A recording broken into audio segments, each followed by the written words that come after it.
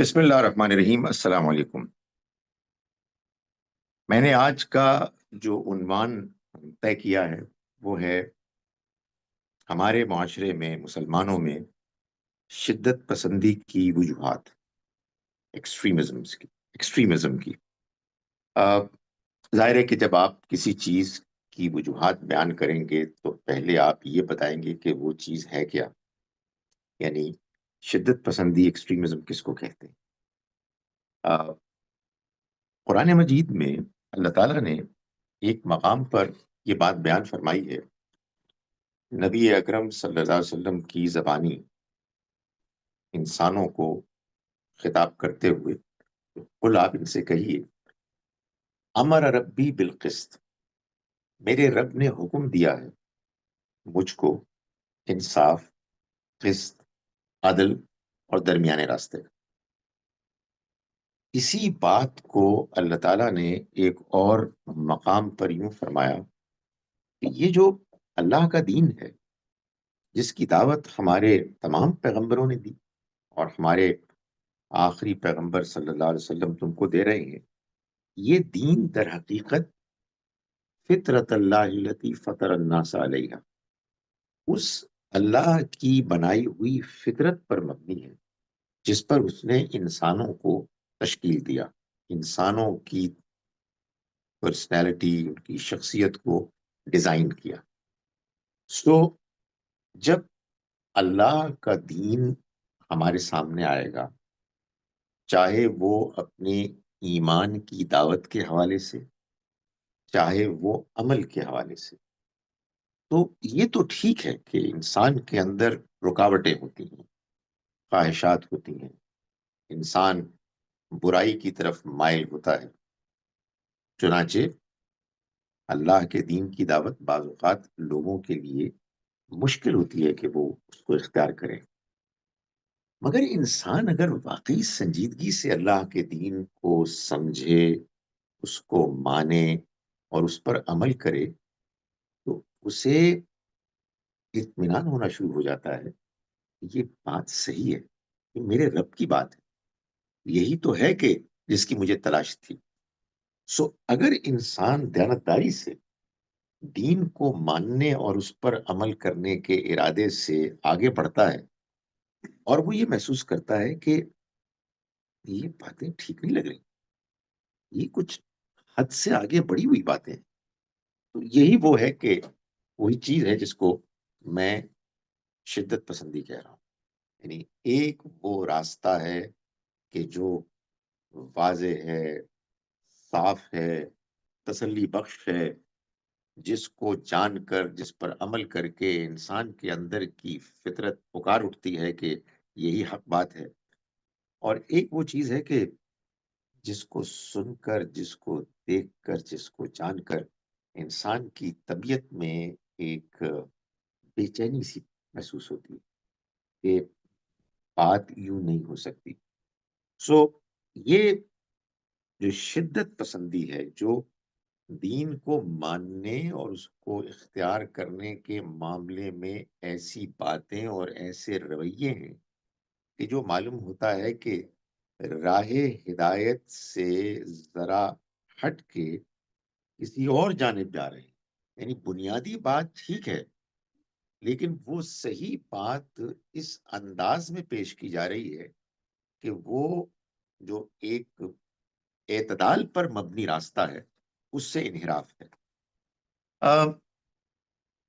شدت پسندی یہ حقیقت ہے کہ بعض لوگوں کے تو مزاج میں بعض لوگ ہوتے ہیں، آپ نے دیکھا ہو بڑے سخت مزاج ہو، لیکن حقیقت یہ بھی ہے کہ شدت پسندی خیالات میں بھی، آرام میں بھی ہوتی ہے۔ جو زیادہ پریشانی کی بات ہے وہ یہ ہے کہ اچھے بھلے، اچھے مزاج کے معتدل لوگ جب ان خیالات سے متاثر ہوتے ہیں کہ جو شدت پر مبنی ہے تو ان کے مزاج میں بھی شدت آ جاتی ہے۔ اور یہ بات بھی اپنی جگہ غلط نہیں ہے کہ جن لوگوں کے مزاج پہلے سے ہی کچھ شدت پسندی کی طرف مائل ہوتے ہیں ان کو عام طور پر وہ اوپینین زیادہ پسند آتے ہیں کہ جو شدت پسندی پر مبنی ہوتے ہیں، ایکسٹریمزم پر مبنی ہوتے ہیں۔ اس میں بھی کوئی شبہ نہیں ہے کہ یہ بات کہ آپ دین کے کس انداز کو مان رہے ہیں اور اختیار کر رہے ہیں، اس کا تعلق اس بات سے بھی ہے کہ آپ کس عالم کو سن رہے ہیں، کس کی بات کو پڑھ رہے ہیں، کس سے متاثر ہیں۔ اس کی وجہ یہ ہے کہ ایک عام آدمی بیچارہ کیا کرے، وہ دیکھتا ہے کہ ایک صاحب ہیں، دین کی بات کر رہے ہیں، قرآن حدیث کو باقاعدہ کوٹ کر رہے ہیں، بڑے کانفیڈنٹ ہیں، نیک آدمی ہیں، نماز پڑھتے ہیں، دنیا کو انہوں نے دین کی خاطر چھوڑا ہوا ہے۔ تو آدمی کہتا ہے میں تو ایک بالکل سادہ سا انسان ہوں، کچھ بھی نہیں جانتا ہوں، تو ہو نہ ہو یہ ٹھیک ہے۔ اچھا پھر یہ بھی ہے کہ اگر آپ ایک ایکسٹریم اوپینین کو مان کر ایڈاپٹ کر کے اس میں شامل ہو جائیں اور اسی ماحول کا حصہ بن جائیں، تو یہ ہے کہ آپ کو کچھ سکون بھی ملتا ہے، آدمی ایک اطمینان محسوس کرتا ہے کہ ہم ٹھیک ہیں، ہم بھی صحیح جا رہے ہیں۔ سو یہ مسائل ہیں، یہ ڈپینڈ کرتا ہے کہ آپ کس سے متاثر ہوئے ہیں، کن کی بات سن رہے ہیں۔ دیکھیں اگر بات یہ ہے کہ میں غامدی صاحب سے متاثر ہوا ہوں اور وہ ایک معتدل مزاج عالم ہیں، تو یہ میرا تجربہ ہے۔ اب سب لوگ تو ایسے نہیں ہوتے، کوئی کسی سے متاثر ہوتا ہے، کوئی کسی سے متاثر ہوتا ہے، تو یہ فرق ڈالنے والی چیز تو ہے۔ لیکن بعض تصورات ہمارے دین میں ایسے آ گئے ہیں کہ جن کو ماننے، اور بعض رجحانات ایسے آ گئے ہیں کہ جن کو اختیار کرنے کے نتیجے میں شدت پسندی پیدا ہوئی ہے اور وہ بڑی ہے۔ تو میں ان میں سے بعض رجحانات اور تصورات کا یہاں ذکر کروں گا، جس سے کہ ایک ہمیں انڈرسٹینڈنگ ملے گی کہ یہ ایکسٹریمزم کیسے پیدا ہوئی، کیوں پیدا ہوئی۔ ایک تو ہمارے ہاں ایک مزاج، ایک رجحان پیدا ہو گیا کہ بہت سے مذہبی گروہوں نے اپنے علاوہ دوسرے لوگوں کے اوپر لیبلز چسپاں کرنے شروع کر دیے۔ یہ کافر ہے، یہ فاسق ہے، یہ گمراہ ہے، یہ منکر حدیث ہے، فلاں فلاں۔ یہ جو لیبلز ہوتے ہیں، اس کا اثر ایک عام بیچارے انسان پر یہ پڑتا ہے کہ وہ ڈر جاتا ہے، کہتا ہے کہ بات یہ ہے کہ میں نے ان کی بات سمجھ لی ہے، یہ دین کی بات کر رہے ہیں، مجھے ایک معتبر، ایک ریلائبل آدمی لگتے ہیں، اور یہ کہہ رہے ہیں کہ فلاں لوگ فاسق، وہ کافر ہیں، وہ گمراہ ہیں، وہ فلاں ہیں۔ تو اس کے بعد ایک عام آدمی کے اوپر اگر یہ اثر ہو تو تعجب نہیں ہے کہ وہ کہہ کہ نہیں بھائی، ان سے دین کی بات نہیں کرنی، ان سے زیادہ میل ملاپ بھی نہیں رکھنا، یہ برے لوگ ہیں، یہ برے لوگ ہیں، یہ خطرناک لوگ ہیں، یہ اگر آپ ان سے ملیں گے اور بات چیت کریں گے تو آپ کا اپنا دین خراب ہوگا، بگڑے گا۔ بڑی خوفناک بات ہے، اور میں آپ کو یہ بتاؤں، یہ خوفناک بات، پوائزنس بات، یہ ہمارے عام ہے۔ وجہ کیا ہے؟ شاید یہ ایک اور گفتگو کا موضوع ہے، لیکن میں مختصر یہ بات کرتا ہوں کہ کسی کی نیت پر تو شک کرنے کی ضرورت نہیں ہے، لیکن حقیقت یہ ہے کہ جس طرح سے لوگوں نے اپنا دین سمجھا ہے، اس میں ان کو شاید یہی بات سمجھ میں آئی۔ کچھ یہ بھی ہوتا ہے کہ یہ واقعہ ہے کہ جن لوگوں کے ہاں بہت سے لوگ آتے ہیں سننے کے لیے، ان سے ہدایت پانے کے لیے، لیٹ سے کچھ کنٹریبیوٹ بھی کرتے ہیں، یہ واقعہ ہے کہ ایک کمپٹیشن ہو جاتا ہے، یہ میرے پاس آئے ہیں، یہ ادھر نہیں جائیں گے، اگر وہ ادھر گئے تو میرا ایک بندہ کم ہو گیا. اللہ معاف کرے، مطلب میں یہ نہیں کہہ رہا کہ سب کے ساتھ ایسا ہے، مگر یہ ایک انفارچونیٹ کمپٹیشن یہ پیدا ہو جاتا ہے. اور ایک تو ویسے اختلاف ہوتا ہے، لیکن اختلاف کے بارے میں تو آدمی یہ کہہ سکتا ہے نا کہ یہ میرا اوپینین ہی ہے، ان کا اوپینین ہے، یار آپ ان کی بات جا کے سن لیں. لیکن جب گئے تب خبردار ان کی بات سنی، بھائی وہ تو گمراہ ہے. اس کے بعد اس کا میں انورٹڈ کامرس کہہ رہا ہوں، اس کا فائدہ یہ ہوتا ہے کہ بندہ جائے گا ہی نہیں. سو دس از سیڈ، آپ لوگوں کو لیبل لگا دو، لیبل جو ہے وہ ایک عام آدمی کے لیے کافی ہوتا ہے.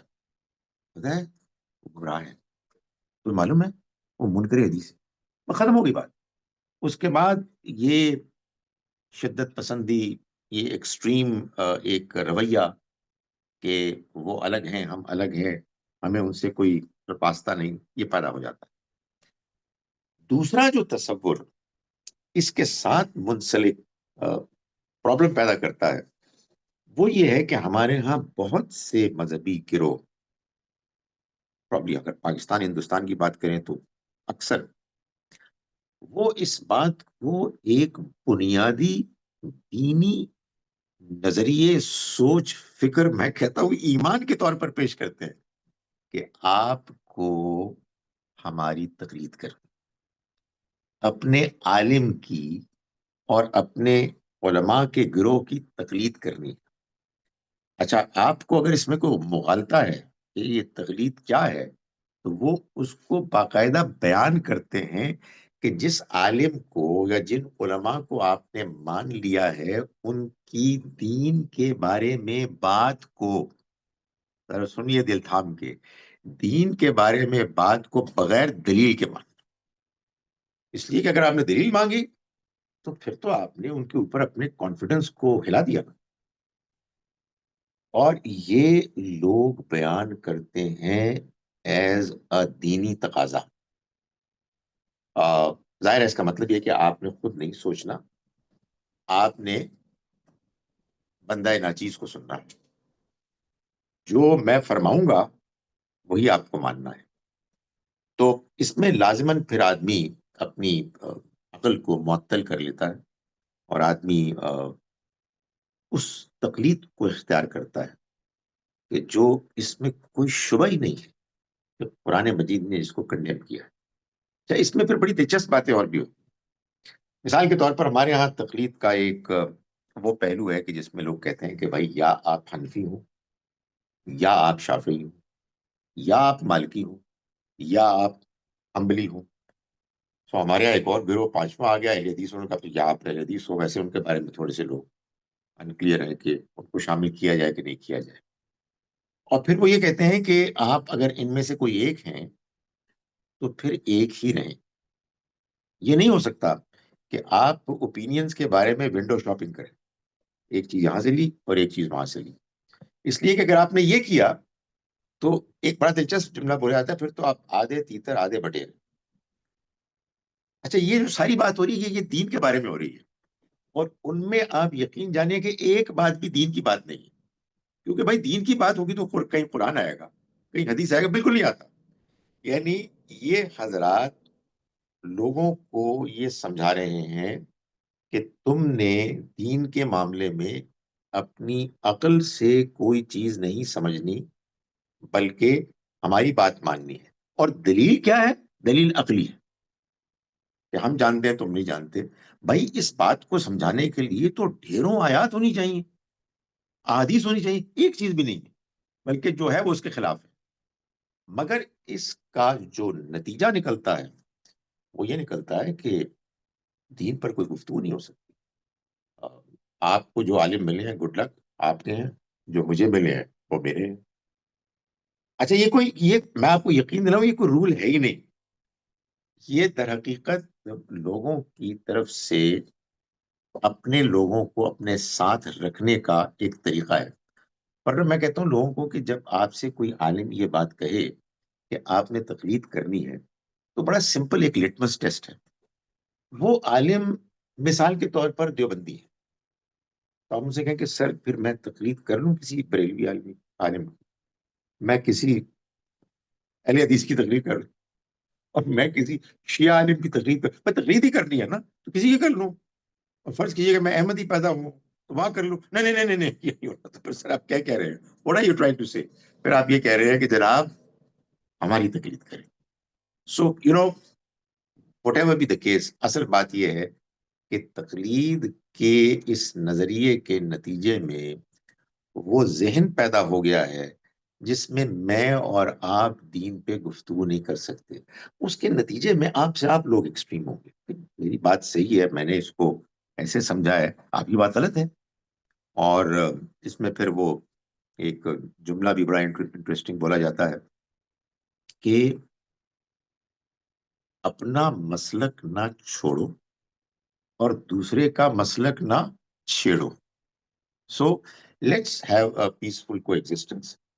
اپنی اپنی بات مانتے ہیں. میں گزارش کرتا ہوں کہ اس کا کوئی تعلق اس طرح کے ایٹیچیوڈ سے کا تعلق دین سے نہیں ہے. سو ایک یہ وجہ بھی بنتی ہے. تیسری جو وجہ بعض اوقات ایکسٹریم اوپینینز کی بنتی ہے وہ یہ ہے کہ ایک حدیث بیان کی جاتی ہے کہ اس امت میں 73 گروہ بنیں گے. بنی اسرائیل میں 72 تھے، یہاں 73 ہوں گے، اور ان میں سے ایک ہی نجات پائے گا، یعنی ایک ہی جنت میں جائے گا، باقی بات ہے جہنم میں ہوگا. سو اب آبویسلی جب آپ اس بات پر کنونس ہو جاتے ہیں تو آپ کہتے ہیں یار وہ کون سے والا ہے؟ اور وہ وہی والا ہے کہ جو پیش کرنے والا پیش کر رہا ہے، یعنی جس نے یہ حدیث پیش کی وہ میرے والا ہے، آپ والا نہیں ہے. یہ اور بات ہے، اس میں کوئی شک نہیں کہ اگر وہ حدیث صحیح بھی ہے تو اس کے آخر میں یہ بات آئی ہے کہ وہ گروہ یا مسلک وہ ہوگا کہ جو اس راستے کو اختیار کرے گا جو میرا اور میرے ساتھیوں کا ہے، یعنی صحابہ کا ہے. لیکن بہرحال اس حدیث کے اس مفہوم کے مشہور ہونے کے نتیجے میں ایک عام آدمی کے اوپر یہ اثر ہوتا ہے کہ وہ یہ محسوس کرتا ہے کہ مجھے اب دین کے معاملے میں دوسروں کے ساتھ کوئی انٹریکشن نہیں کرنا، بلکہ مجھے جو گروہ ملا ہے مذہبی مجھے اسی کو فالو کرنا ہے. ایک اور چیز جو دینی عمل میں لوگوں کو شدید بنا دیتی ہے وہ ہے احتیاط کا رویہ. یعنی لوگ کہتے ہیں جی کہ ہم یہ کر رہے ہیں ٹو بی کیئرفل، ذرا گڑبڑ نہ ہو جائے. اور وہ حدیث بھی بیان کرتے ہیں کہ الحلال بین والحرام بین، حلال بھی واضح ہے، حرام بھی واضح ہے، لیکن بینہما مشتبہات، ان کے درمیان کچھ چیزیں ہیں کہ جو مشتبہ ہیں. تو جس نے مشتبہ چیزوں کو سے اپنے آپ کو بچا لیا وہ کامیاب ہو گیا. اس کی کچھ تفصیلات ہیں.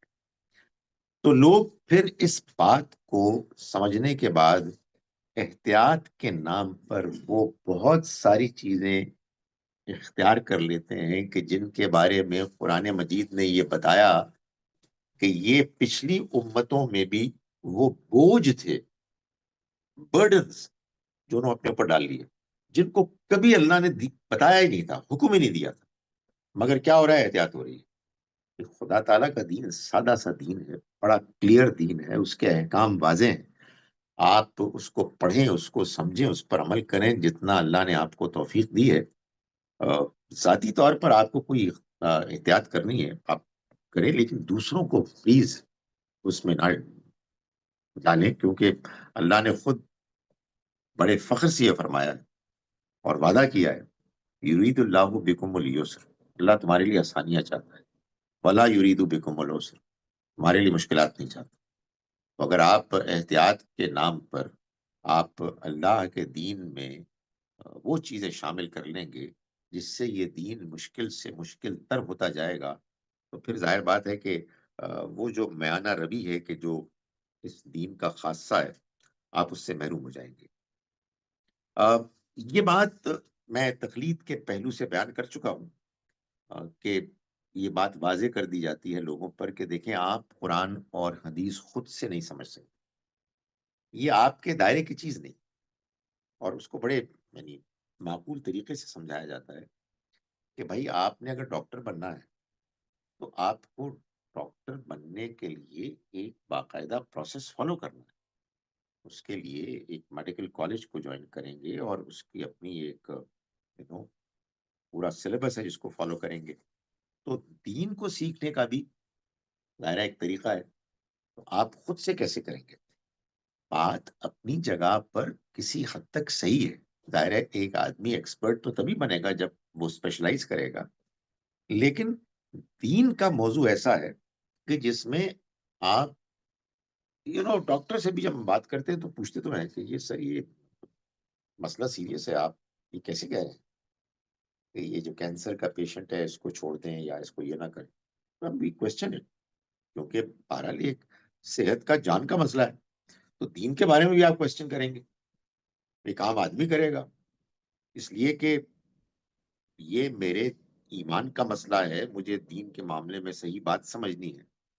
مگر وہ چونکہ یہ کہا جاتا ہے کہ آپ خود سے اس کو نہیں سمجھ سکتے اور علماء کی رہنمائی میں آپ کو سمجھنا ہے، تو پھر وہی معاملہ پیدا ہوتا ہے جس کو میں نے پہلے بتایا کہ لوگوں کی پھر تقلید ہوتی ہے اور آپ آگے نہیں بڑھ سکتے. اور اللہ تعالیٰ نے یہ جو ہم کو کہا ہے کہ تم اللہ کی رسی کو سارے کے سارے مضبوطی سے پکڑو اور تفرقوں میں مت بٹو، اس پر عمل نہیں ہو سکتا. اس لیے کہ جب میرا عالم مجھے یہ بتا رہا ہے کہ وہ گمراہ ہے اور وہ حد سے آگے بڑھ گیا ہے، تو میں اس کے ساتھ مل کر قرآن کو، اللہ کی رسی کو کیسے مضبوطی سے پکڑوں گا؟ سو یہ ایک مشکل پیش آ جاتی ہے. اس میں جو مزید اضافہ ہوتا ہے وہ اس بات سے ہوتا ہے کہ ہمارے ہاں بہت اصرار کے ساتھ یہ بات کہی جاتی ہے کہ اگرچہ کہ بہت اچھا ہے کہ آپ قرآن مجید کو پڑھیں، اس کو سمجھیں، اس کا ترجمہ پڑھیں، لیکن الحمدللہ قرآن مجید کو بغیر سمجھ کے پڑھنے کا بھی بہت ثواب ہے اور اس میں آپ کو کوئی بات نہیں کہنے کی اجازت. اور وہ ہمارے ہاں پھر ظاہر ہے کہ ایک باقاعدہ نظام ہے اس میں کہ لوگ تلاوت کرتے ہیں اور ثواب کی نیت سے کرتے ہیں. اور سب سے بڑھ کر تو تلاوت کی ضرورت اس وقت پیش آتی ہے کہ جب کوئی عزیز دنیا سے رخصت ہو جاتا اس کو ثواب پہنچانے کی ضرورت ہے. ایک وہ آدمی کو خیال ہوتا ہے کہ دنیا میں تو شاید ہم کو زیادہ کر نہیں سکے، لیکن اب ہم ان کو جیسے پھولوں کا تحفہ بھیجتے ہیں اور بھیجتے ہیں تو یہ تحفے بھیجتے ہیں. اور اس کا طریقہ یہ ہوگا کہ ہم سپارے پڑھیں گے اور ان کو بخشیں گے. تو یہ تصور ایسا ہے کہ جس پہ کوشچن ہی نہیں کیا جاتا. اس سے کوئی فرق نہیں پڑتا کہ قرآن تو غور و فکر کی بات دعوت دے رہا ہے، وہ ہدایت کی کتاب ہے. تو اس کا نتیجہ یہ ہوتا ہے کہ وہ اللہ کی کتاب، وہ روشنی جس کو جاننے اور پانے کے ذریعے سے ہم کو سیدھا راستہ ملنا تھا اور ہمیں اس بات کا احساس ہونا تھا کہ ہم کہاں غلط جا رہے ہیں اور کہاں ہم شدت اختیار کر رہے ہیں، وہ راستہ ہم نے ایسے بند کر دیا کہ اس کے بند ہونے کا احساس بھی ختم ہو گیا. اس لیے کہ اس کو ہم پڑھتے ہیں اور ثواب حاصل کرتے ہیں، لیکن وہ جو کام کرنے کے لیے پیغام آیا تھا وہ کام نہیں ہوتا. سو یہ اس میں ایک بڑا فیکٹر ہے کہ جو میں سمجھتا ہوں کہ امپورٹنٹ رول پلے کرتا ہے. اب شاید ہمارے دین میں شدت پسندی کی ایک بڑی وجہ جو بنی انڈرسٹینڈنگ میں، وہ حدیث کا قرآن پر غلبہ ہے. یعنی ہمارے دین میں اکثر و بیشتر واسٹ میجورٹی دین قرآن سے نہیں سمجھتے، دین حدیث سے سمجھتے. جس کے نتیجے میں آپ یہ دیکھیے کہ قرآن اللہ کی کتاب ہے کہ جو نبی اکرم صلی اللہ علیہ وسلم نے اپنی زندگی میں ایسے تمام مسلمانوں کو دے دی کہ سب کو یہ بات معلوم تھی کہ یہ از اول الحمد سے لے کے آخر والناس تک یہ اللہ کی کتاب ہے. 114 صورتوں پر مشتمل ہے. ہر ہر شخص کے پاس موجود تھی اور اس کے ساتھ سنت کے اعمال تھے. اور ظاہر ہے کہ نبی صلی اللہ علیہ وسلم نے ایک زندگی گزاری ہے، آپ نے لوگوں کے سوالوں کے جواب دیے، لوگوں کو وضاحت کی، لوگ دین پر عمل کیا. جو بعض لوگوں نے بعد میں بیان کر دیا، یہ میں کئی مرتبہ اس کو بیان کر چکا ہوں. یہ جو حضور کا عمل ہے کہ جو کوئی 200 سال سے زیادہ عرصہ گزرنے کے بعد مسلمانوں میں عام ہوا، اس سے پہلے 2 صدیوں میں 4 نسلوں میں اکثر لوگوں کے پاس نہیں تھا، انہیں نہیں معلوم تھا، لیکن بعد میں مشہور ہو گئی باتیں. وہ دین کی اصل سورس بن گئی، اور جو اصل سورس تھی وہ ثواب کے لیے پڑھی جانے لگی اور بیک گراؤنڈ میں چلی گئی، کبھی کبھی اس کو کوٹ کر دیا جاتا ہے۔ اس کا نتیجہ یہ ہوا کہ آپ کے دین میں جو اصل احکام، یعنی جہاں مشکل پیش آتی وہ یہ ہے کہ تصویر حرام، موسیقی حرام، اور نہ جانے کیا کیا چیزیں حرام، جن کا کوئی ذکر ہی نہیں قرآن مجید میں، بلکہ اگر کہیں ذکر ہے ڈائریکٹلی یا انڈائریکٹلی تو پازیٹو ہے، کتا حرام، اس کو وغیرہ وغیرہ۔ یہ ساری باتیں جو احادیث سے بیان کی جاتی ہیں، اگر احادیث کو اس طرح سے پڑھا جائے کہ جیسے کہ حدیث کے پڑھنے کے اصول ہیں اور قرآن کی روشنی میں پڑھا جائے تو ہر چیز واضح ہو جاتی۔ لیکن اگر نہ پڑھا جائے تو پھر وہی ہوتا ہے جو میرے ساتھ ہوا تھا کہ جب میں نیا جب دین کے قریب آیا تو میں نے من جملہ ان بہت سی باتوں میں جن میں کہ اپنی والدہ کو تنگ کیا، ان میں سے ایک بات یہ بھی تھی کہ میری شلوار جو ہے وہ ٹخنوں سے کم آدھا فٹ اوپر ہوتی تھی، اور وہ یہ کہتی ہیں یہ تم نے کیا کیا، تو ایک ٹینشن رہتی تھی۔ وہ بہت بعد میں جا کے معلوم ہوا کہ حدیث یہ بتا رہی ہے کہ یہ اصل میں تکبر کی علامت تھی جس کی وجہ سے ایسا ہوا، لیکن جب آپ نے یہ بات مان لی کہ جو بات حدیث میں آئی ہے وہ اصل دین ہے تو پھر تو یہ سب کچھ ہوگا۔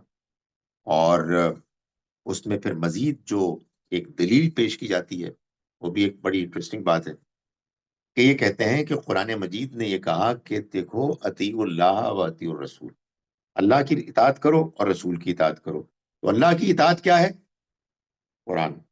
رسول کی اطاعت کیا ہے؟ حدیث۔ او مائی گڈنس!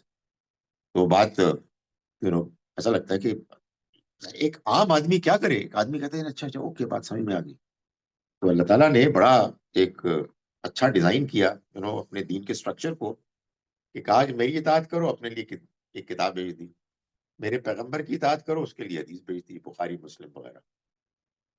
نہیں، بات یوں نہیں ہے، قرآن سے ہی واضح ہوتا ہے کہ اللہ تعالیٰ جب یہ فرماتے ہیں کہ اللہ کی اطاعت کرو، رسول کی اطاعت کرو، اس کا مطلب یہ ہے کہ اللہ کی اطاعت کرو یعنی رسول کی اطاعت، یعنی رسول کی اطاعت ہی اللہ کی اطاعت ہے۔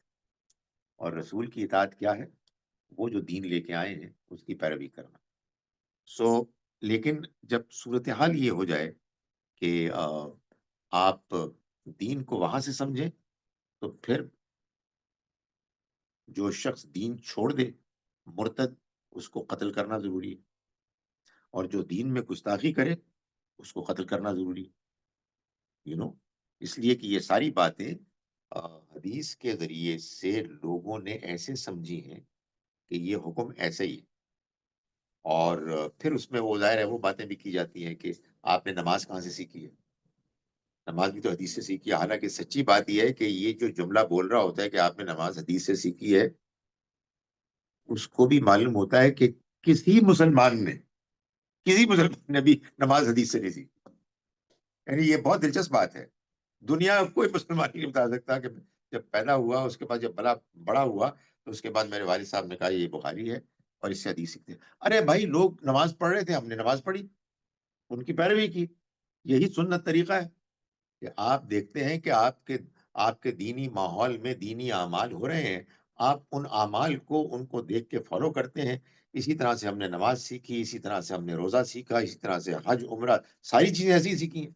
یہ اور بات ہے کہ وہ حدیث میں بھی بیان ہے، لیکن اینی وے نتیجہ یہ نکلا کہ جب آپ کے دین کی اصل سورس حدیث بن گئی تو پھر تو آپ دیکھیں نا، جو چیزیں حدیث میں بیان ہوتی بہت شاندار باتیں بھی ہیں، اور ایسی باتیں بھی ہیں کہ جو بظاہر سخت ہیں لیکن ان کی سختی کی کوئی وجہ ہے۔ اگر مثال کے طور پر کسی موقع پر آ, کچھ لوگ قتل ہوئے تو یہ سوال پیدا ہونا چاہیے نا کہ کیوں قتل ہوئے؟ اس کا جواب لوگ ماحول میں یوں دیتے ہیں کہ انہوں نے کوئی گستاخی کی تھی۔ سوال یہ پیدا ہوتا ہے کہ یار اتنے گستاخی کرنے والے لوگ تھے کہ جو بعد میں مسلمان ہو گئے تھے، یعنی حضرت عمر کیا پہلے 6 سال کوئی نعتیں پڑھ رہے تھے؟ وہ مخالفت کر رہے تھے، شدید مخالفت کر رہے تھے۔ خالد بن ولید 18 سال تک اتنے مخالف تھے کہ جنگیں لڑ رہے تھے، تو ان کو اگر قتل کر دیا جاتا تو آج یہ 2 بڑے آدمی ہماری امت میں ہوتے ہی نہیں۔ لیکن کیا کریں، دین کو آپ سمجھ ہی کچھ ایسی سورسز سے رہے ہیں، اور پھر وہ جو باتیں میں نے پہلے کی کہ آپ کو تقلید کرنی ہے، اپنے علماء کی بات ماننی ہے، آپ کو ایک مسلک میں ہونا ہے، اس کے بعد کہاں سے روشنی آئے گی؟ اور آپ پھر مزید یہ کہ قرآن مجید کو بھی وہ حیثیت نہیں دے رہے۔ اس کے علاوہ ایک اور بات یہ ہے کہ جو ماحول الگ سے لوگ بناتے ہیں، یہ بھی ایک بہت بڑا فیکٹر، یہ بڑی امپورٹنٹ بات ہے۔ ہمارے ہاں بہت سے مذہبی گروہ ہیں، آج بھی موجود ہیں، ان کے ہاں یہ بات کہ لوگوں کے اندر ایمان پیدا ہو، دین کی کیفیت پیدا ہو، اس کے لیے وہ کہتے ہیں کہ آئیں ہم سب مل کر ایک ماحول بناتے ہیں۔ وہ ماحول معلوم ہے کیا ہے؟ دنیا سے کٹ آف ہو کے ہم اپنی ہی بات ریپیٹ کرتے ہیں اوور اینڈ اوور اگین۔ یہ بہترین طریقہ ہے انڈاکٹرینیشن کا۔ بھائی جب میں اپنے ماحول میں 150 لوگوں کو اپنی ہی شکل و صورت والا، لباس والا دیکھوں گا، اور وہ ایک ہی طرح کی بات عقیدت کے ساتھ سن رہے ہوں گے، تو یہ بڑی نیچرل بات ہے کہ میرے اندر وہ چیز بیٹھ جائے گی۔ اور لوگ کہتے ہیں یہ ایمان ہے۔ میں لوگوں کو کہتا ہوں کہ یار اس طرح کا ایمان میں آپ کو یقین دلاتا ہوں کہ آپ کو، اگر آپ سنی ہیں تو شیعوں میں بھی مل جائے گا، اور اگر آپ شیعہ سنی میں سے کوئی ہیں تو احمدیوں میں بھی آپ کو ایسا ایمان مل جائے گا، آپ کرسچنز میں جائیں تو وہاں مل جائے گا، جیہووا وٹنسز میں جائیں وہاں بھی مل جائے گا۔ بھائی اگر ایمان اسی کو کہتے ہیں تو یہ تو ایک ایسا فینومینن ہے کہ وہ ہمیشہ ہوگا۔ آپ لائک مائنڈیڈ لوگ آ کے مل کے بیٹھیں and we talk about the same thing, Jesus son of God, Trinity, yes, بن جائے گا۔ آپ یہ کرتے رہیں، یہ بن جائے گا، لازماً بن جائے گا۔ سو یہ ہمارے ہاں باقاعدہ آپ یقین جانیں کہ اس طرح سے پیش کیا جاتا ہے کہ آئیں ایمان والی محنت کرتے ہیں۔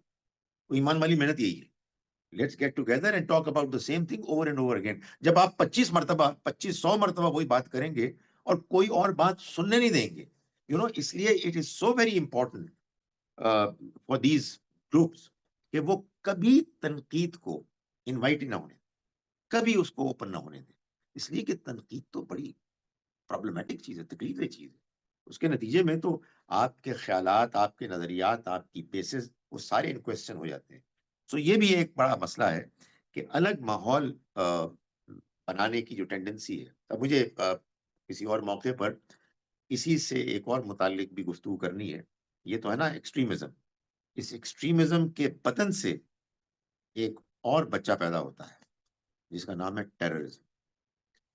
تمام ٹیررسٹ ایکسٹریمسٹ ہوتے ہیں، یہ ضروری نہیں کہ سارے ایکسٹریمسٹ ٹیررسٹ ہوں، مگر وہاں بھی یہی ہوتا ہے۔ آپ یقین جانیں کہ لوگ ملتے ہیں، الگ کر لیتے ہیں، آئسولیٹ کر لیتے ہیں، کہتے ہیں یہ ساری دنیا گڑبڑ ہے، یہ سب بدماش لوگ ہیں، یہ سب سازشی ہیں، یہ سب دین کے ہمارے دشمن ہیں، یہ دیکھو یہ آیات فلاں فلاں، اور اس کے نتیجے میں وہ ایک جذبہ پیدا ہو جاتا ہے۔ سو یہ ٹینڈنسی بڑی پرابلمٹک ہے۔ کبھی کوئی، خیر نوجوان کیا، بڑے بوڑھے بھی اس میں شامل ہو جاتے ہیں، اگر اس میں ہو جائے تو کوشش کریں کہ ان کو سمجھائیں، لیکن کہ وہ ضروری نہیں کہ آپ کی بات سمجھ میں آئے، اس لیے کہ جو اس طرح کے سیٹ اپ کا حصہ بن جاتا ہے، it's really difficult to talk to such people, مگر بہرحال کوشش ضرور کرنی چاہیے۔ یہ بات میں پہلے کر چکا ہوں، شاید میں ریپیٹ کر رہا ہوں کہ قرآن مجید نے جو تدبر کے ساتھ غور کرنے اور سننے کی نصیحت کی، اس کو نظر انداز کر دیا گیا، اس لیے کہ روشنی تو وہیں سے ملنی تھی، وہ روشنی ہم نے گویا کہ اپنے ہاتھوں سے بجھا دی۔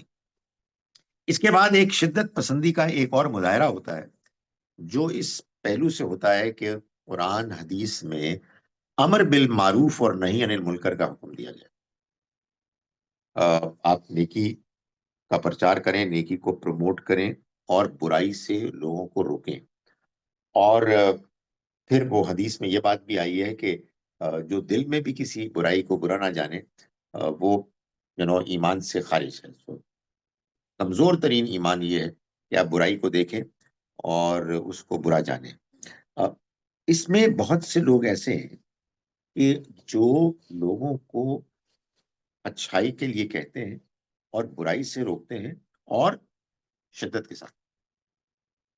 اور سمجھتے ہیں کہ ہمارا رائٹ ہے، بلکہ ہماری ڈیوٹی ہے کہ ہمیں ایسا کرنا ہے. اس کی وجہ کیا ہوتی ہے کہ یا تو انہوں نے کسی بزرگوں میں سے کہیں سنا ہوتا ہے، یا کہیں کوئی شاید واقعات ہیں یا احادیث میں کہیں انہوں نے کوئی ایسی چیز دیکھ لی کہ جہاں کہیں کوئی بظاہر سختی نظر آئی. میں اس آخری پوائنٹ پہ بھی آتا ہوں کہ جس میں وہ کہیں سختی کے ساتھ اس کام کو ہوتے ہوئے دیکھتے ہیں اور کہتے ہیں کہ ہمیں بھی یہی کچھ کرنا ہے. حالانکہ حدیث میں جو باتیں بھی بیان ہوئی ہیں ان کا لازماً کوئی موقع محل ہوتا ہے جس کو طے کرنے کی ضرورت ہوتی ہے، ورنہ قرآن مجید کا ایک بیان کردہ اوور رائڈنگ پرنسپل جو ہر چیز پر حاوی ہے وہ یہ ہے کہ ادعو الی سبیل ربک بالحکمہ، تم اپنے رب کے راستے کی طرف دعوت دو حکمت کے ساتھ. لوگوں کو نیکی کی تلقین کرنا اور برائی سے روکنا یہ بھی دین کی دعوت ہے، یہ بھی ہمارے رب کے راستے کی طرف بلانا ہے. اس کو بھی ہمیں حکمت کے ساتھ کرنا. اس میں ہم یہ کیسے ہو سکتا ہے کہ اس معاملے میں دین کے بتائے ہوئے حکمت کے اصول کو نظر انداز کر دیں. سو یہ بھی ایک بڑا معاملہ ہوتا ہے. بہت سے لوگ میں نے دیکھے ہیں کہ جو امر بالمعروف اور نہی عن المنکر کے اس کام کو، ذمہ داری کو پورا کرنے کے لیے جو رویہ اختیار کرتے ہیں وہ شدت پر مبنی ہوتا ہے. یہ ساری جو اپروچ ہے، اس اپروچ میں ایک چیز نمایاں ہے اور وہ یہ ہے کہ جذبات کا عقل کے اوپر غلبہ. یعنی آپ کبھی اگر فرض کیجئے کہ جذبات کا بھی اظہار کرتے ہیں تو آپ کو پہلے یہ دیکھنا چاہیے کہ کیا یہ جسٹیفائبل ہیں یا نہیں.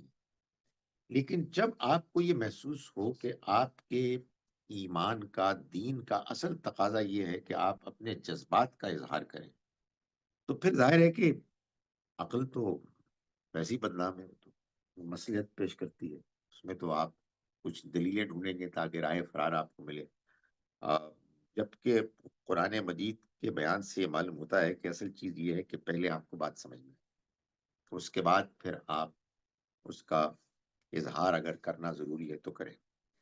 میں آ، اس کے بعد یہ دیکھتا ہوں اپنے مسلمان معاشرے میں، پاکستان میں بھی یہ بہت تھا لیکن میں نے یہاں عربوں کے ساتھ رہ کے دیکھا ہے کہ ایک اور چیز بہت عام ہے. ہر دوسری چیز حرام، حرام حرام حرام. قرآن مجید سے یہ معلوم ہوتا ہے کہ حرام کہنے سے پہلے آدمی کو 10 مرتبہ سوچنا چاہیے، اس لیے کہ اللہ تعالیٰ نے باقاعدہ اس بات پر ڈانٹا ہے کہ خدا کون ہے ان چیزوں کو حرام کہنے والا، قرار دینے والا جن کو اللہ نے حلال کیا ہے، یا جو اللہ نے وہ زینتیں، اچھی چیزیں دنیا میں بنائی ہیں لوگوں کے لیے. سورہ انعام میں باقاعدہ اللہ تعالیٰ نے مکے کے ان لوگوں کو، قریش کے لوگوں کو تنبیہ کی ہے کہ یہ جو تم نے اپنی طرف سے دین بنا لیا ہے جو اللہ کا دین نہیں ہے، یہ تو ایک بڑی شدید گمراہی ہے. آپ کو دین میں کوئی چیز ٹھیک نہیں لگتی کیونکہ آپ کے نزدیک مثال کے طور پر وہ جھوٹ ہے، مثال کے طور پر وہ سود ہے، مثال کے طور پر وہ بے حیائی ہے، مثال کے طور پر وہ جوا ہے. تو بھائی اپنی رائے پیش کر دیں. آپ کہیں جوا حرام ہے، میرے نزدیک یہ بھی جوا ہے، میں اس کی یہ دلیل ہے. وہ ضروری نہیں ہے کہ آپ کی بات صحیح ہو، وہ آپ کی رائے ہے. آپ اپنی رائے کو اللہ کا دین بنا کر لوگوں پہ ٹھوس رہے ہیں. خدا کے بندو، اللہ کا جواب دینا ہوگا، اس لیے کہ اللہ نے جو چیزیں حرام کی ہیں وہی حرام ہے.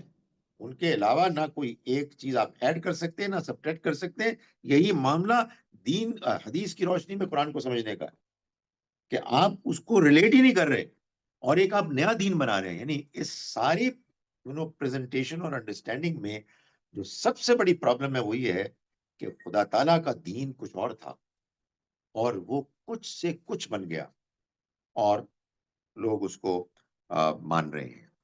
ایک آخری بات، یا آپ کہیے سیکنڈ آخری بات، وہ یہ ہے کہ قرآن مجید میں ایک آیت ہے سورہ آل عمران میں.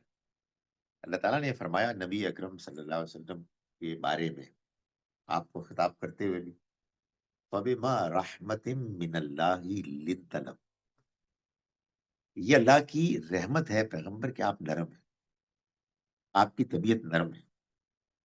اگر آپ ہوتے سخت طبیعت کے، سخت دل والے، لن فضو من حولک، تو یہ آپ کے آس پاس سے بکھر جاتے. یہ حضور صلی اللہ علیہ وسلم کی خوبی بیان کی ہے، اور واقعی آپ کی خوبی تھی. آپ نہایت نرم انسان تھے، درگزر کرنے والے، محبت کرنے والے، آسانیاں پیدا کرنے والے. تو پھر یہ حادثہ کیا ہوا؟ میں آپ کو یہ حادثہ سمجھاتا ہوں. قرآن مجید میں 2 جگہ یہ آیت آئی ہے، یا ایھا النبی، اے نبی، جاہد الکفار والمنافقین، آپ ان کفار اور منافقین سے جہاد کیجئے، وغلظ علیہم، اور ان کے ساتھ سختی کیجئے. اب دیکھیں، اگر آپ اس آیت، ایک تو بڑی پرابلم یہ ہے کہ ہمارے ہاں یہ گفتگو ہی نہیں ہوتی کہ بھائی اگر یہ آیت یہ کہہ رہی ہے تو پھر یہ آیت کیا کہہ رہی ہے. یہ آیت تو یہ کہہ رہی ہے کہ اللہ کی مہربانی سے آپ نرم ہیں، تو یہ کیا ہو رہا ہے، تو اس کو کیسے حل کریں. وہ حل کرنے کا جو مسئلہ ہے وہ لوگ کنفیوز ہو جاتے ہیں، کہتے ہیں نہیں نہیں یہ کوئی گمراہ آدمی ہے، یہ آپ کو کنفیوز کر رہے ہیں، چلا اس کی بات یہ رویہ اختیار کیا ہے. بھائی جب 2 قرآن مجید کی آیات ایک دوسرے سے بظاہر ٹکرا رہی ہیں تو تمہارے ایمان کا مسئلہ ہے کہ تم اس مسئلے کو حل کرو، اور کسی ایک بندے کی بات نہ سنو. جو بندہ مسئلہ حل کر دے اس کی بات مان لو، اس لیے کہ یہ تو کرنا ہے ہمیں، یہ ہمارا پروجیکٹ ہے، یہ کسی عالم کا نہیں ہے، سب کا ہے. تو میں اس مسئلے کو حل کرنے کے لیے ایک گزارش کر رہا ہوں. نبی صلی اللہ علیہ وسلم نرم دل، نرم طبیعت، محبت کرنے والے، درگزر کرنے والے انسان، آخری حد تک. یعنی میں کسی عقیدت میں نہیں کہہ رہا، اٹس اے ریالٹی. کبھی آپ نے سنا ہے یہ بات کہ کبھی آپ نے امیجن کیا ہے کہ آپ جمعے کا خطبہ دے رہے ہیں، جمعے کا خطبہ دے رہے ہیں، ایک بدو آئے کہتے ہیں میرے پاس ٹائم نہیں ہے، میں نے واپس جانا ہے، میرے کچھ سوال ہے. خطبہ روکا، جا کے بیٹھے، جواب دیا، پھر دوبارہ شروع. کین یو امیجن یار، کوئی حد ہے نرمی کی، کوئی حد ہے محبت کی. اور یہ آیت یہ بتا رہی ہے کہ بس اے پیغمبر، بس اب یہ ڈیزرو نہیں کرتے. یہ جب ہو گئی نا آخری انتہا لوگوں کے انکار کی، تو اللہ کا یہ قانون ہے کہ اللہ کے رسول کے انکار کرنے والوں کے اوپر سزا آئے گی. تو اللہ تعالیٰ نے پھر اپنے پیغمبر کو یہ بتا دیا کہ اب آپ مزید یہ نہ کریں، سختی کریں. تو سختی ہوئی، اس کے بعد عذاب آ گیا، اس لیے کہ ان کو الگ کرنا تھا نا بھائی. جب تک تو نرمی تھی تو وہ ساتھ تھے، ان سے مشورہ بھی ہوتا تھا. جب ان کو عذاب دینا تھا تو وہ الگ ہو گئے. یہ عذاب پھر کبھی نہیں آئے، یہ پیغمبر کے ہوتے ہی آ سکتا. یہ تو وہی آئے گی تو بتائے گی کہ اس پر عذاب آنا ہے. رسولوں کے آنے کے علاوہ کبھی عذاب نہیں آ سکتا. لیکن جو غضب ہو گیا وہ یہ ہو گیا کہ بہت سے لوگوں نے یہ اوپینین فارم کی کہ چونکہ یہ والی آیات آخر میں آئی ہیں اور وہ والی آیات نرمی والی پہلے تھی تو منسوخ ہو گئی، اب یہ چلے گا. My goodness. اب یہ چلے گا، اللہ اکبر. تو آپ سوچ لیں کہ اس کے بعد کیا ہوگا یار. دین کچھ تھا اور کچھ اور ہو گیا. بھائی جن لوگوں کو اپنے پیغمبر کی پیروی میں نرم ہونا تھا، مسکراتا ہوا ہونا تھا، درگزر کرنے والا ہونا تھا، وہ سخت، وہ شدید ہو گئے اور کنونسڈ ہے کہ یہی دین کا طریقہ ہے. میں بس آخر میں گزارش کروں آپ سے، آپ یقین جانے میں ان لوگوں سے بھی بات کرتا ہوں جو مسلمان پیدا ہوئے اور اب وہ چاہتے ہیں کہ مسلمان نہ رہیں، کم سے کم فور دا ٹائم بھی. اور ان سے بھی واسطہ پڑتا ہے جو مسلمان ہیں، نماز وغیرہ پڑھتے ہیں، لیکن گائے بگائے کہتے ہیں یار پلیز دین کی بات الگ رکھو یار، کبھی کبھی کوئی اور بات بھی کر لیا کرو. کہنے کا مطلب یہ. تو میں نے کسی ایک سے ایسے سے پوچھا کہ بھائی آپ، I've seen you praying، آپ تو ریگولرلی نماز وغیرہ پڑھتے. وہ دیکھیں ہر وقت کوئی باتیں، سخت باتیں، عذاب کی باتیں، پنشمنٹ کی باتیں. میں نے کہا پھر آپ نے سمجھا نہیں دی. ہمارا دین تو ایسا نہیں ہے. وہ تو ساری باتوں کو اللہ کے پلان، ڈیزائن کے مطابق سمجھاتا ہے، جس سے تسلی ہوتی ہے. بھائی یہ کیسے ہو سکتا ہے کہ میں یہ کہوں کہ جی میں اس وقت کھیل رہا ہوں گولف، دین کو اپنے پاس رکھو. نہیں، میں گولف میں بھی دین ہوگا، میں اس میں بھی کسی کو چوٹ نہیں لگا سکتا، میں اس میں بھی کسی کو کو دھوکہ نہیں دے سکتا، میں اس میں بھی جوا نہیں کھیل سکتا. تو کیا ٹریجڈی ہوئی ہے کہ وہ دین کے جو ہمیں روشنی دینے آیا تھا زندگی کے ہر گوشے میں، اس دین کو ہائی جیک کر لیا ہے ان لوگوں نے جنہوں نے اس کو شدت پسندی پر مبنی ایک پریزنٹیشن بنا کے رکھ دیا ہے. اور کیوں؟ غلط سمجھنے اور غلط رویے اختیار کرنے کی وجہ سے. اللہ تعالیٰ ہم سب کو اپنے دین کو صحیح طرح سے سمجھنے، ماننے اور اختیار کرنے کی توفیق دے. اقول قولی ھذا واستغفر اللہ لی ولکم. جناب، اب اگر آپ نے کوئی سوال کرنا ہے. سر میرا یہ سوال نہیں ہے، ایک آبزرویشن ہے کہ پاکستان اور ہندوستان میں لوگ جو قرآن کریم پڑھے ہوئے ہیں، کیونکہ ہماری مدر ٹنگ جو ہیں وہ مختلف ہیں، اس لیے بہت کم لوگ جو ہیں انہوں نے ترجمے کے ساتھ قرآن کریم پڑھا ہے. اور ہمیں تو یہ تاکید کی گئی ہے کہ اس کو پڑھیں، اس کو سمجھیں، پھر اس کے بعد عمل کریں. تو میں فیس بک پہ ایکٹیولی اس کو پروموٹ کرتا رہتا ہوں، لیکن میرے اپنے دوست جو بڑے اچھے دوست ہیں اور مذہبی لوگ ہیں، وہ کہتے ہیں کہ بھائی قرآن کو بغیر ترجمے کے پڑھنا چاہیے، وہ قابل ثواب ہے. تو یہ میرے لیے انہوں نے ایک مسئلہ بنا دیا ہے کہ میں ایک طرف جاتا ہوں، وہ مجھے پیسے پیچھے سے کھینچتے ہیں. دیکھیے، میں آپ کو، آپ کی بات بالکل صحیح ہے. ایک ابھی ریسنٹ تجربے کی روشنی میں ایک عاجزانہ مشورہ دے رہا ہوں. آپ اپنی بات کیے جائیں، بس نرمی سے کیے جائیں، دلائل کے ساتھ کی جائیں. اس سے زیادہ آپ کی ذمہ داری نہیں ہے. دلائل میں سے ایک دلیل آپ اگر مناسب سمجھیں تو یہ دے دیں ان کو کہ یہ جو بغیر سمجھ کے آپ پڑھتے ہیں، تو کبھی تو ایسا ہوگا نا کہ آپ سورہ محمد بھی پڑھیں گے بغیر سمجھ کے، تو اس میں پھر آپ وہ آیت بھی پڑھیں گے جس میں اللہ تعالیٰ یہ فرما رہے ہیں کہ یہ قرآن پر غور کیوں نہیں کرتے، کیا ان کے دلوں پر تالے پڑے ہوئے. تو آپ ان سے کہیں تھوڑی دیر کے لیے امیجن کریں ہو کیا رہا ہوگا اس وقت کہ آپ وہ آیت پڑھ رہے ہوں گے کہ جو آیت آپ کو ملامت کر رہی ہوگی کہ یہ قرآن پہ غور کیوں نہیں کر رہے، کیا ان کے دلوں پر تالے پڑے ہوئے ہیں اور آپ کو پتہ نہیں ہو کیا رہا ہے. سو کہنے کا مقصد یہ ہے کہ یہ بات ایک بڑی عجیب و غریب بات ہے کہ جو کتاب ہدایت دینے کے لیے آئی ہے، گائیڈ کرنے کے لیے آئی ہے، اس کے بارے میں یہ بات مشہور ہو گئی ہے کہ یہ بغیر سمجھ کے پڑھنا بھی ثواب کا باعث بنتی ہے. اور دلیل کوئی نہیں، ایک حدیث ہے جس سے کہ لوگوں نے انفرنس ڈرا کیا ہے. حدیث میں کچھ نہیں ہے. حدیث کیا ہے؟ حدیث میں نبی صلی اللہ علیہ وسلم نے فرمایا کہ قرآن مجید جب تم پڑھتے ہو نا تو تمہیں اس کا ثواب ملتا ہے، اور ہر ہر حرف پر ثواب ملتا ہے. میں یہ نہیں کہہ رہا کہ اور 10 نیکیاں ملتی ہیں، 10 نیکیاں.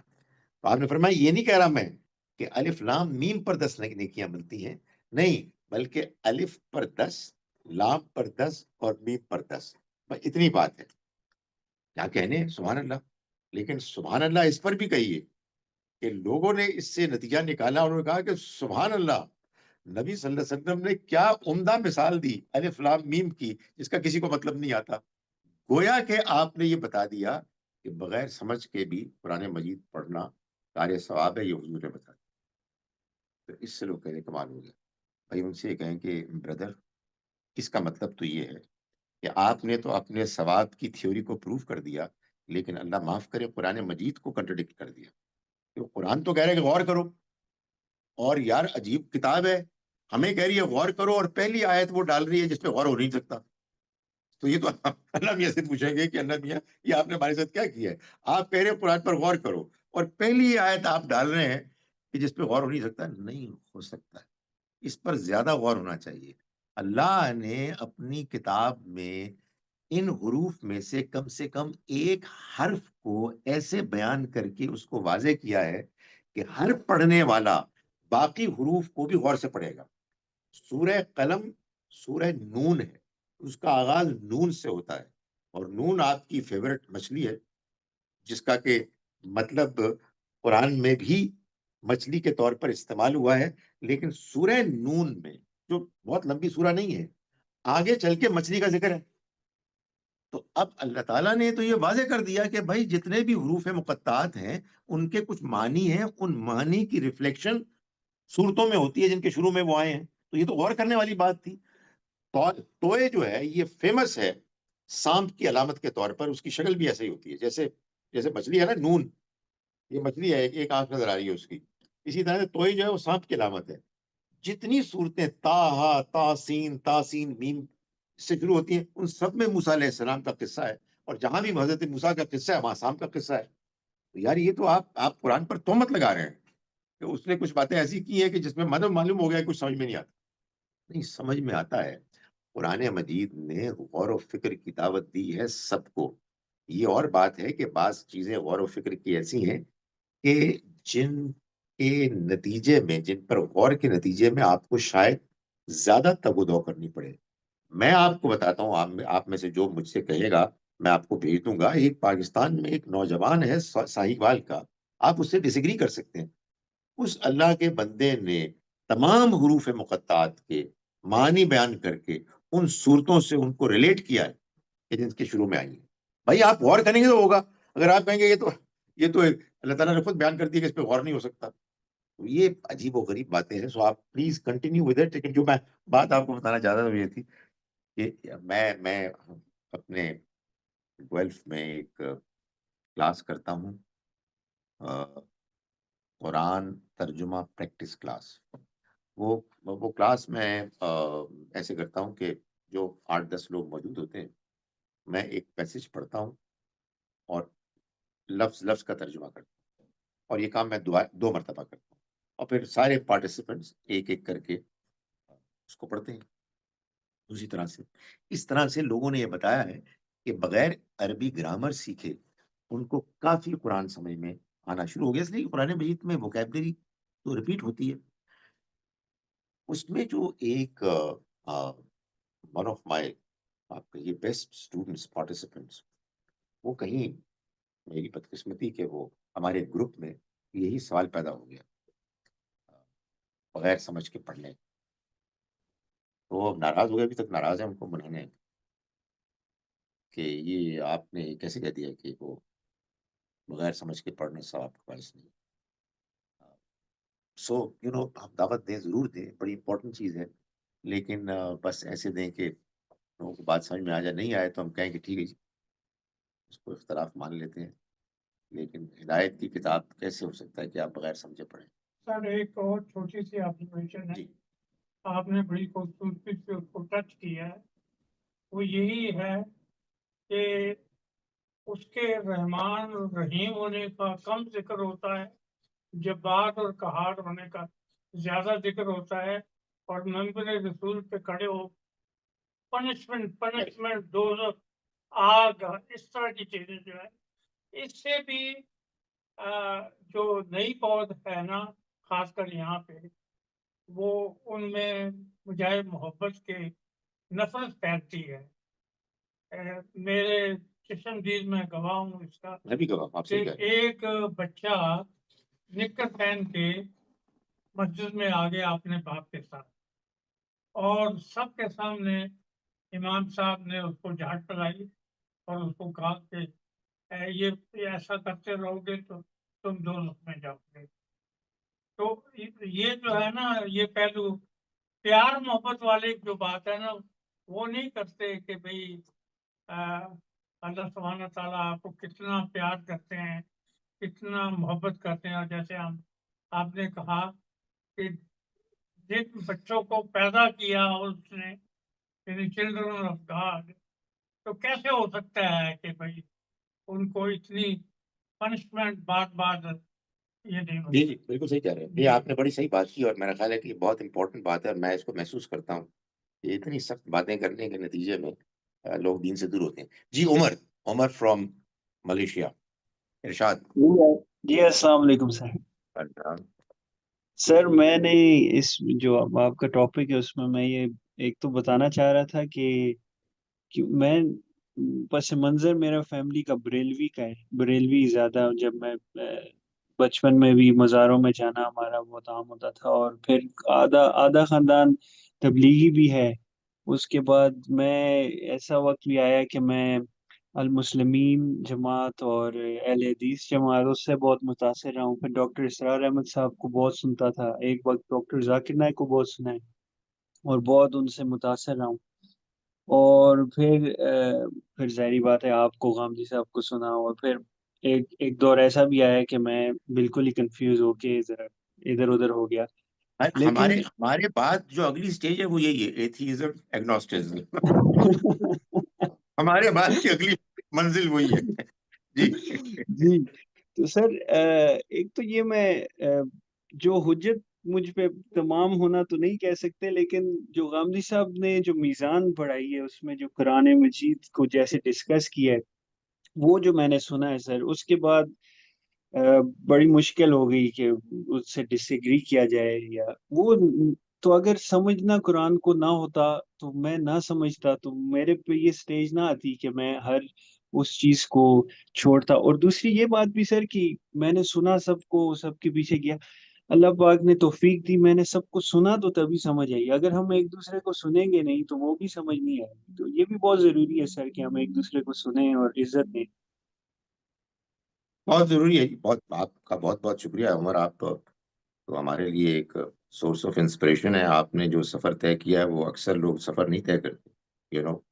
آپ بتائیں وہاں سے شروع ہوئے, مختلف علماء سے گزر کے, اور پھر دین سے نکل کے بعد اور پھر دوبارہ واپس آئے. اللہ تعالیٰ آپ کو جزائے خیر دے اور آپ کا ایمان میں اضافہ کرے, دین پر میں استحکام دے.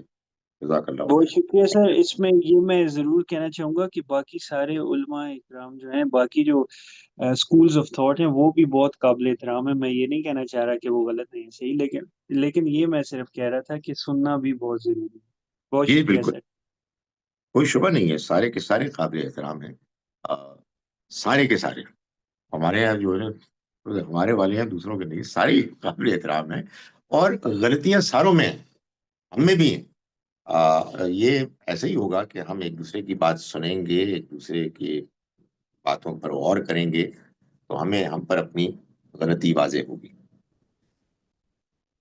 چلے جی, معلوم ہوتا ہے کہ سوال بھی ختم ہو گیا اور وقت بھی ختم ہو گیا. کوئی سوال تو نہیں اور؟ جی جناب, آبزرویشن. جی کیونکہ میرا بیک گراؤنڈ ایک ایسے ماحول سے اور ایسے پورے علاقے سے بھی ہے جہاں پہ ہمارے ایجوکیشن کام ہے. پھر وہی اس میں یہی ہوتا ہے کہ جو مودی صاحب نے کہہ دیا بس بالکل. بعض دفعہ سمجھ نہیں آتی تھی. میں سعودیہ میں بھی رہا ہوں تو میرا اتنا مطالعے کا شوق نہیں تھا. پولیٹیکلی میں زیادہ پڑھتا تھا کتابوں اور اخبار کے طالب کو. تو ایک دفعہ ایسے ہی ہم نماز پڑھ کے نکلے ہیں اپنی, جہاں پہ ہم چھوٹی کالونی میں رہتے تھے, تو وہاں پہ وہی عورت کی گواہی کا مسئلہ. اوکے.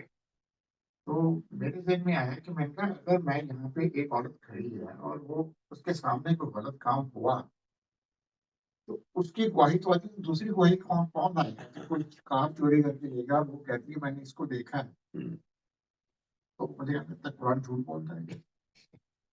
اچھا میں بھی جھوٹ بول گیا. میں کہا یار تو یہ چیز جو میں نے میری اپنی اور میں یہ بڑی بات ہے کہ جب یہ بات قرآن کی یا حدیث کو یہ کہہ دے اور آگے کہہ دے, اب آدمی کے پاس نالج نہیں ہوتا تو وہ پھر اسی بات کر لیتا ہے. کیا اور دوسری بات جو ابھی یہاں پہ اچھے خاصے جنہوں نے ماسٹرز کیے ہوئے ہیں اپنے لیے فزکس میں ماسٹر ہے, کوئی کس میں, اگر پڑھا نہیں ہے تو وہ بھی بس ایک لیول ہے کہ قرآن ہر چیز کا سولوشن دیتا ہے, اسلام ہر چیز کا سولوشن دیتا ہے.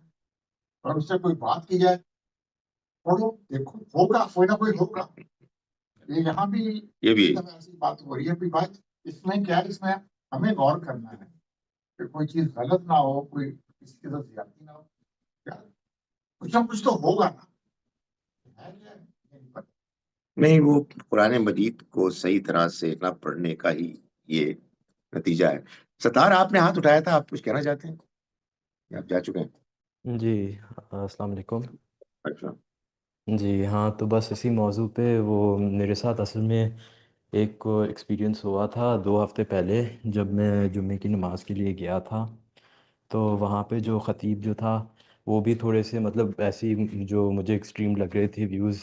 تو اس میں وہ یہی کہہ رہا تھا کہ وہ ٹاپک وہی تھا، وہ calling for hyper segregation between the genders. تو he went as so far, اس نے یہ بھی کہہ دیا کہ اگر کوئی فیملی دعوت ہو تو جو ہے مرد عورت نامحرم کو نہ تو ایک کمرے میں ہونا چاہیے، نہ ایک دوسرے سے بات بھی کرنی چاہیے. اور پھر later on he goes on to state the principle of سد ذریعہ، جس میں پھر میرے دماغ میں کلک آیا یہ تو سد ذریعہ، یہ تو مباح چیزوں پہ ہوتا ہے، اور مطلب ہی سینگ کہ اٹس کلیئرلی حرام یہ وہ.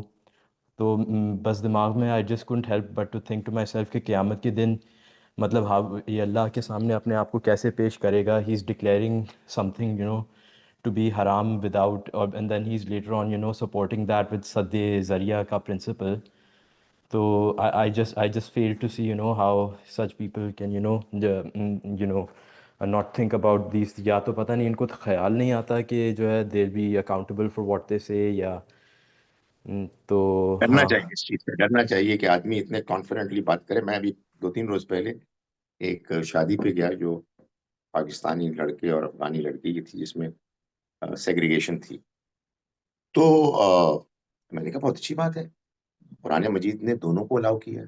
یعنی باقاعدہ آیت ہے کہ بھائی تمہارے اوپر کوئی گناہ نہیں، ان تاکلوا جمیعا او اشتاتا، کہ تم کھاؤ چاہے مل کے چاہے الگ الگ، آپ کمفرٹیبل محسوس کرتے ہیں الگ الگ کھا لیں.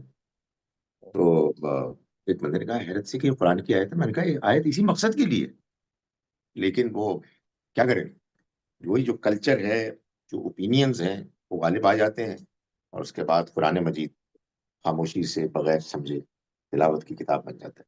چلیے جی، انشاءاللہ نیکسٹ ویک پھر ملاقات ہوگی. السلام علیکم ورحمۃ اللہ وبرکاتہ. وعلیکم السلام ورحمۃ اللہ.